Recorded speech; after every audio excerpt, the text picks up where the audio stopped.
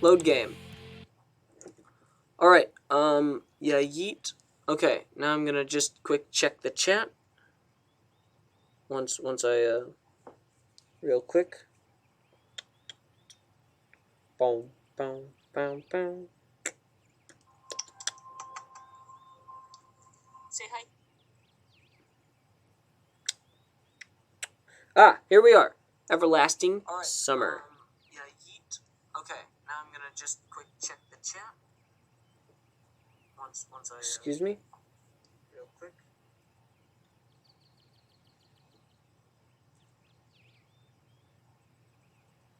There we go. Okay. 1 second. I'm just gonna real quick do something in what this is. I'm going to hide that chat box thingy because it's kind of annoying and also it doesn't really help you guys. Let's see. Chat box. Goodbye. Can I just delete that? How do I, minus. Yes, please. Okay. We are back on Everlasting Summer. Okay, he just got abducted. He couldn't find his way home. Also, okay. What's up, guys? It's me, RC, back on another video. 4th stream, maybe lots of streams today. Because tomorrow is the first day of school. Wow, that's great. Okay. That's bad. Okay. So, you know, lots of streams today. A new video coming out today, tomorrow, because I'm doing all these streams today. So, watch my other streams if you want. It's just a random stream. I'm just finding random games to play. And, you know, it's fun. So, anyways, in such a situation, anyone would have probably felt something similar, like anxiety. Aliens and parallel universes were gone from my imagination, leaving only a void of darkness. Coco, come here. Whatever. Is this how everything will end? How my life will end? But I wanted to do so much. There were so many things I had no time for yet. I was overwhelmed by the idea. This was definitely the end. But why? It's not fair. Surely I'm no worse than anyone else. God, why? Wait a minute, but what about that gate? Didn't we see the gate? The gate. Tears were burning in my eyes, unbearably. I curled up and started rolling in the grass. Why? What did I do? Why me? But my cries were only heard by the speechless statues of the pioneers and the bird on the tree, which immediately flapped its wings and took off, crying out something in its own bird language, as if laughing at the idiot who dared interrupt its after-dinner nap. I was left breathless from weeping and just lay quietly, sobbing occasionally. After a while, I managed to pull myself together. My mind cleared up a bit, as if the terror and the fear of death gave me a little break. All in all, if someone wanted to kill me, what is all this for? It doesn't look like an experiment either. If this is just some crazy coincidence, then there's probably no threat. Anyway, for now, it seems there's no danger. The panic was gone. Of course, the blood was still pounding in my temples, and my hands were shaking, but at least I could think clearly.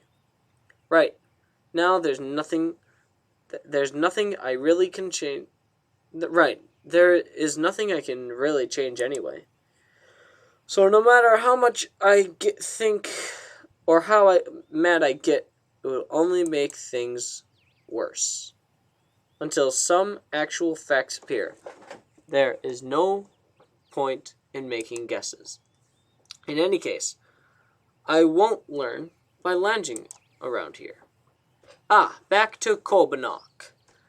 This camp, if, of course, it really is a camp, looked like the only place where people could be, so I decided to go there, and hardly had I reached the gate when a girl came out from behind them, wearing a pioneer uniform. My logic didn't let me down this time. Then again, a pioneer uniform in the 21st century. And then again, a girl here. I'm just trying to line up my mouse with other stuff. Like with the environment, so I can... Because it's kind of annoying me. can't line anything up.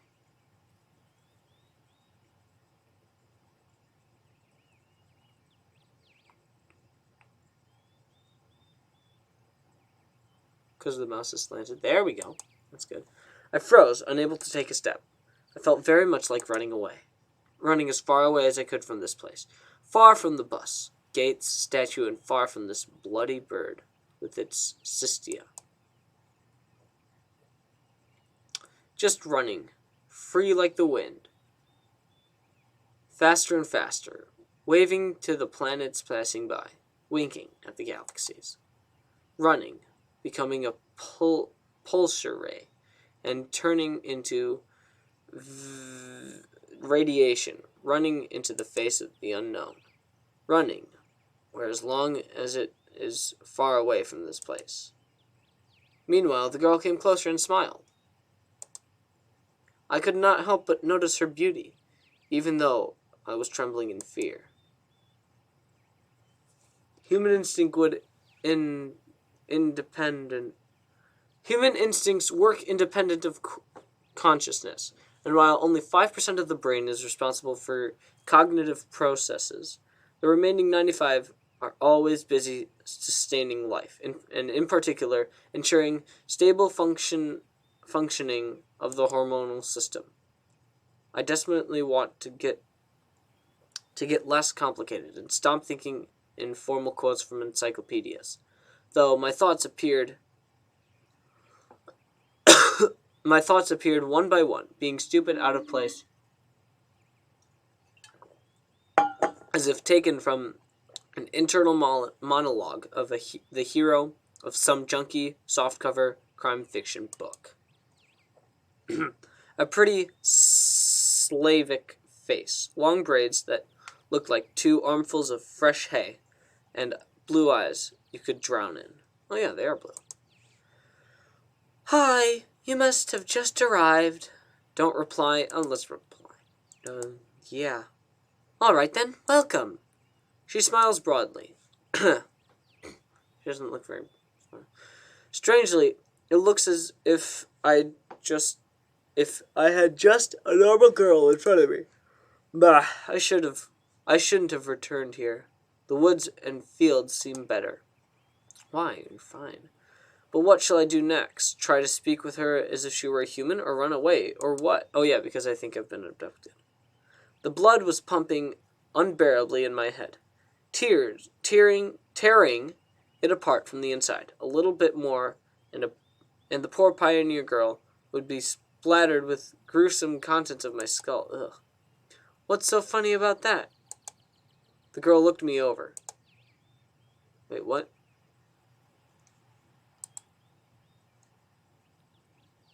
What's so funny about that? What?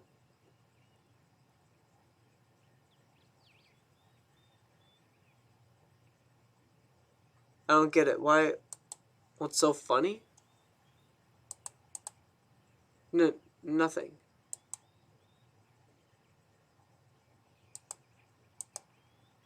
Great then. Great? What's so great about that? So, wait, what? I don't understand what the heck's going on. Was I laughing? Suddenly, a thought crossed my mind. To heck with it all. Forget about the bus behind me, the fact that it was winter yesterday and summer today. I wanted to rip off my itchy sweater and just accept that it's all happening. Everything is all as it should be. And this is for the best. Would you happen to know? You should go to our camp leader. She'll tell you everything. Look. You go straight ahead to the square, then turn left. You'll see several small cabins. She pointed at the gates, as if I knew what was behind them. As a derogative of a person's father's name. Put by Russians in the... Okay. Well, you can ask someone where Ogla cabin is. I, got it? Of course I didn't. Well, I've got to go now. Whoosh. Vanished. The girl waved her hand at me and disappeared through the gates. Go through the gates. It seemed as if to her I was something ordinary. And all this, with the bus and the travel while awake or asleep, were troubling only to me. while everything here is just the way it's supposed to be. Camp leader, pioneer uniform. What are they doing? A historical reenactment? Are they doing a historical reenactment here? I hope I won't find Leinsteining atop an armored car in this square. But even that would not surprise me now. After standing a long while, I head into the camp. Finally. Oh, that's kind of bad. A mere 50 meters ahead, and a small one-story house popped up on the left side.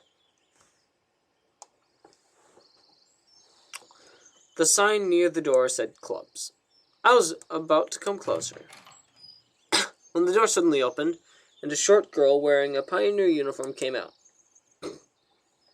Her pretty face gave me the impression of one suffering from the fate of the whole mankind with a truly universal sorrow.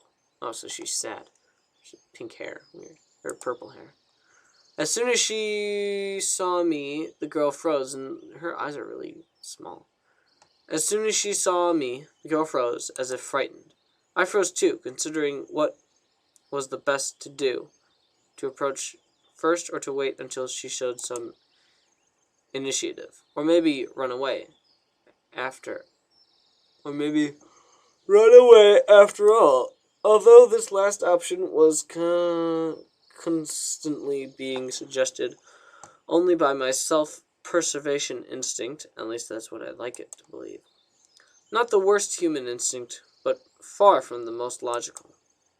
If this instinct played poker against deductive abilities, the outcome would be predetermined. And those deductive abilities, or at least their semblance, there are a lot of big words in this game. We're hinting to me that there were no need to be afraid of this girl. Ah, she's so short.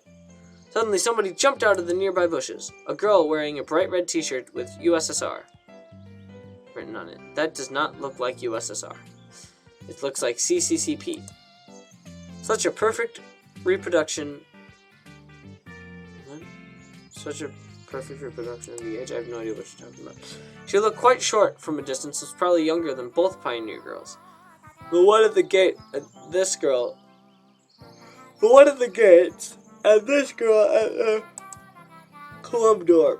At last, I decided to come closer, but the USSR girl, as I called her in my mind, or the CCCP girl, jumps toward the first girl and starts telling her something, wildly waving her arms.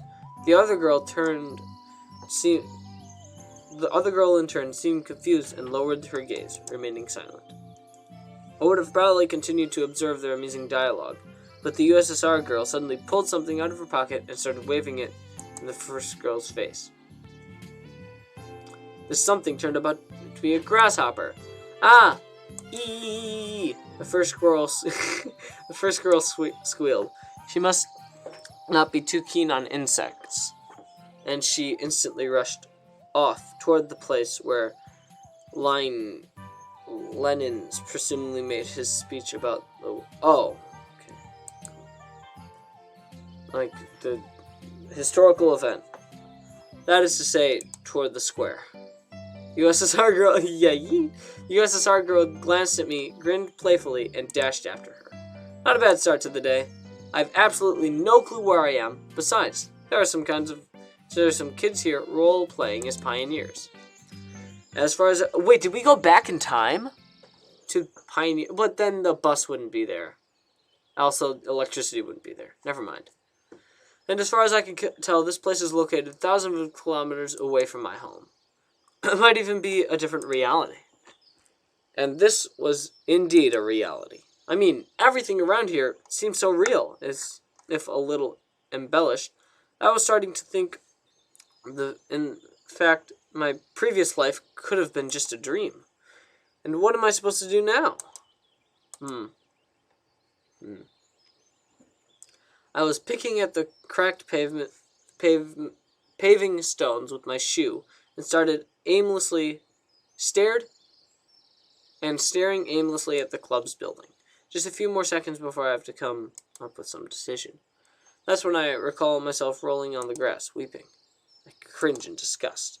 Perhaps it's another instinct. When all energy from whimpering and self-pity is used up, the body either goes into hibernation or mobilizes its reserves. Alright, I think I'm really loud, so I'm going to turn down my volume. At least, I think I'm loud, because whenever I regularly talk, the thing's at yellow. So I'm going to turn it down, and maybe that'll work. Yeah, I think that's better. I hope that's better, because, yeah. So, you guys... okay. Mind needs to establish... Mind... out of the blue, I've determined what's going on.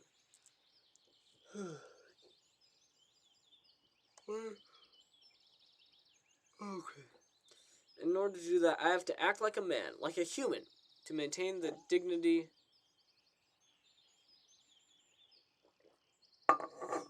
of a representative of my own world. I followed the path to the left. On the right side of this, which stood small cabins, apparently the homes of the local pioneers. Actually, they looked quite cozy from the outside. Even though I was born in the Soviet Union, I had never been part of its children's organizations, neither the pioneers nor even the younger October children. I imagined the daily life of a typical pioneer camp a bit differently. Huge barracks with long rows of metal bunks. Wake up call at 6 o'clock, played by a siren. 1 minute to make your bed, then join the formation at the drill square. Or wait, could I be confused with something else? Suddenly something struck me on the back. I staggered but remained on my feet, turned around and prepared to fight heroically for my life. But all I found was another girl standing before me. My mouth hung open in surprise. Pick your jaw up off the ground. I closed my mouth. The same pioneer uniform, but the way she was wearing it, let's say, provocative. Like all the girls I've met before, this one is rather cute, but her overly arrogant expression killed any desire to get to know her better. It's just angry, not arrogant. New here, are you? Fine. See ya. She threw a threatening glance at me and walked past. Okay. I waited for the pioneer girl to turn the corner. Who knows what she might have been up to?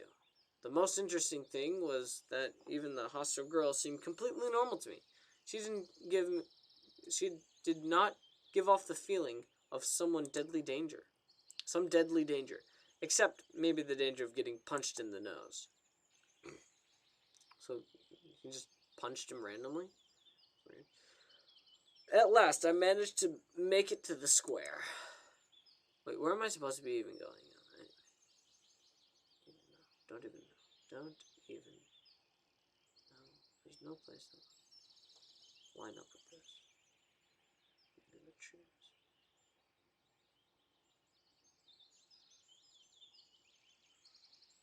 I think this one was good. That's good. Okay. There was no line on an armored car, although one could easily expect something like that after this has happened. Instead, however, a monument to a certain comrade towered in the middle of the square. Must be some big figure in the party. There were some small benches at the sides. It's quite pleasant here. Where did that girl tell me to go? To the left or to the right? To the left, to the right, to the left, to the right. Why am I going there anyway? I've decided to pretend to be normal. So, to the right. Wait. Was I supposed to say something? Through a small groove. I came out at the pier. Wow. Must have taken the wrong turn. Oh. Hey, wrong way. I turned toward the voice. The first girl stood before me. Now, what did I tell you? Take a left at the square, was it? She had changed from her pioneer uniform to a bikini. Oh, I still haven't introduced myself. My name is Slavic. Actually, my full name is Slaviana, but everyone's calling me Slava. So you can too. Yeah. I still feel a bit confused, so I could not come up with a more meaningful answer. And what's your name? It feels like she could see right through me. Semyon. Nice to meet you, Semyon. Alright, I'm almost done here. Could you wait a minute? I'm going to change and we'll go to Ugla. Oh, the person. Agreed. After this exchange, she ran off. I sat on the pier and let my feet hang in the water. I was wearing heavy winter boots. Oh, why don't you just take off your winter stuff? Why don't you wear like an undershirt or something? But in such weather, there was nothing wrong. Dang it. I keep clicking on the wrong times. Furthermore, it let me cool myself a little. Looking at the river, I was brainstorming and processed everything that has happened. If this is some kind of conspiracy, it's a weird one. Even too friendly at times. No, it really looks more like a random event. Something entirely incomprehensive random event. Shall we go? Shalvia was standing beside me, dressed in a pioneer uniform. Let's go.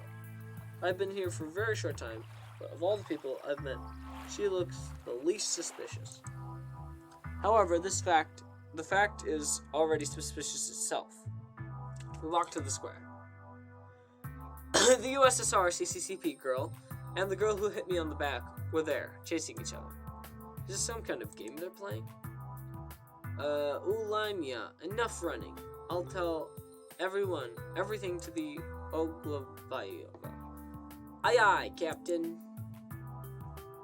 I decided not to question Salavia for a while about what's going on the local residents. Better meet with this mysterious Ugla is first. Sounds like she's the boss here.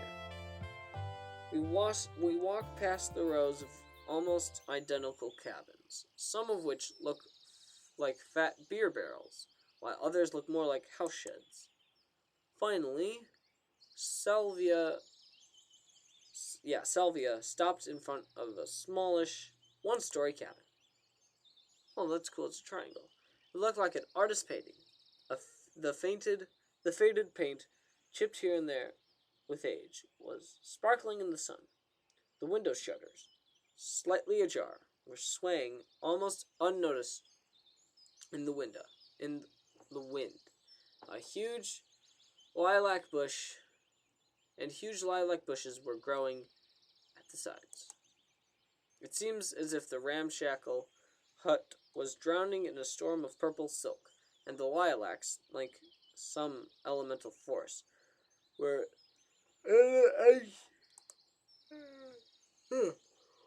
What are you saying around for? Let's go! She snapped at me out of daydreaming. And stop teasing Lena already. Jesus. Rena? Whoa.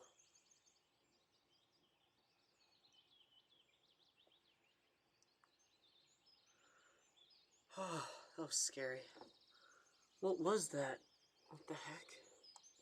Sounds like there's someone inside. Indeed, a moment later, the door swung open, and Ula ran out and dashed past me with the same mischievous grin. The pigtailed girl came out next. Don't let them bother you. Don't let it bother you, Leah. So her name is Lena.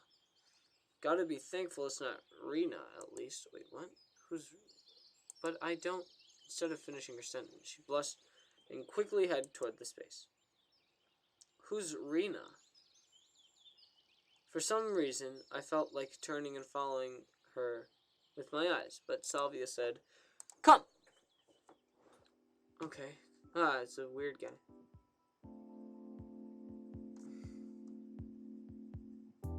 Interesting. We entered the cabin. Inside, it looked something similar to what I'd imagined. 2 beds, a table, a couple of chairs, and a simple carpet on the floor. A wardrobe. Nothing special, but at the same time, it felt home and cozy. Although the room was almost in the same state of disorder as my room, my own flat. The girl standing near the window appeared to be about 25 years old. How old am I? Nature has obviously gifted her with a pretty face and a good body. At least one that can keep you happy in this pandemonium. The locals are beautiful. You're finally here. Excellent. My name is Ugla. I'm the camp leader. Nice to meet you. I'm Simon. I decided to talk as if I wasn't surprised by anything that was going on. She came closer. We've been expecting you since early morning. You've been expecting me? Yes, of course. And when does this next bus come? And why do you need it? Yeah, right. Why would I need it? Guess I shouldn't ask direct questions. People here may react to them quite unlike how I'd prefer. But I doubt I get any answers. No reason, just curious. By the way, where are we exactly? Our mailing address, I mean. I wanted to send some letters to my parents to tell them I got here fine.